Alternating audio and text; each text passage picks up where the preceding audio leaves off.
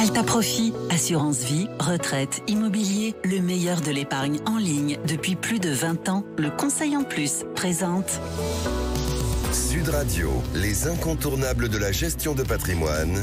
Thomas Binet, Philippe David. Bonsoir Thomas Binet, nous vous retrouvons tous les jeudis soirs avec votre consultante Stellane Cohen, présidente d'Alta Profit, pour nous parler gestion de patrimoine. Aujourd'hui, vous allez nous parler d'ETF, Exchange Trade Fund. Ben oui Philippe, parce qu'on va poursuivre donc le décryptage des instruments financiers pour mieux les comprendre et comprendre le fonctionnement des marchés boursiers. Alors ETF ou Trackers, que signifient ces anglicismes? Bonjour Stellane Cohen, est-ce que vous pouvez nous répondre à cette question justement? Bonjour Thomas, effectivement, donc un ETF est appelé aussi tracker, c'est la même chose, ça veut dire la même chose. Et en fait, c'est un fonds indiciel qui va répliquer, mais vraiment très précisément, un indice boursier. Et ça veut dire que c'est risqué, non? Alors c'est risqué. Oui. Encore une fois, il faut le rappeler, à chaque fois qu'on parle de placement financier, il y a toujours un risque. Le risque zéro n'existe pas. Et les ETF vont effectivement se négocier en bourse comme les actions. Ils vont avoir une variation à la hausse comme à la baisse, comme une action. Alors, une question de précision. Quand on dit que le tracker, Stellane, suit un indice et va répliquer sa performance, comment fait-il en fait?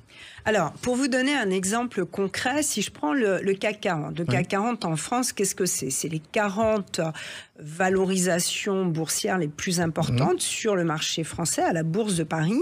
Et là, donc, le tracker ou l'ETF va répliquer exactement l'évolution du CAC 40. Il aura les mêmes proportions d'investissement sur les mêmes sociétés et proratisé de la même façon. Je veux dire que quand ça baisse, et quand ça performe, ça performe. Absolument. Alors, quel est l'intérêt d'avoir des ETF plutôt que des actions en revanche? Alors, plusieurs intérêts. D'abord, ça permet, c'est très simple.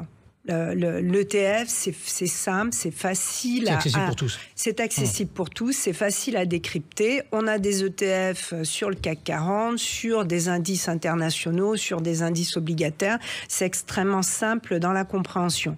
Ensuite, les ETF, c'est beaucoup moins cher qu'un fonds traditionnel. Ça a des frais très très bas, réduits au maximum, et il y a un vrai intérêt économique. Et en face, il y a la transparence aussi. Ça suit véritablement un indice. Donc on suit l'indice, et bien on sait ce que fait l'ETF. Alors ça a l'air attractif, mais est-ce que pour autant ça s'adresse à tout le monde? Alors ça s'adresse à tout le monde.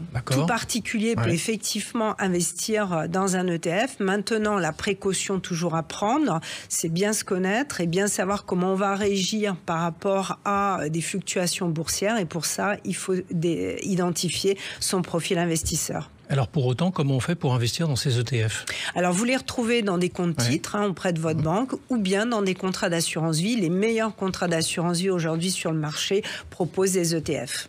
Merci beaucoup Stellane et Thomas. Nous vous retrouvons jeudi prochain pour un autre numéro d'Oser Investir, les incontournables de la gestion de patrimoine. Et nous vous retrouvons également Thomas dimanche 9h45 pour Oser Investir dans le Grand Matin Week-end de Jean-Marie Bordry. Sud Radio, les incontournables de la gestion de patrimoine. Thomas Binet, Philippe David. avec Alta Profit, assurance vie, retraite, immobilier, le meilleur de l'épargne en ligne depuis plus de 20 ans. Le Conseil en Plus.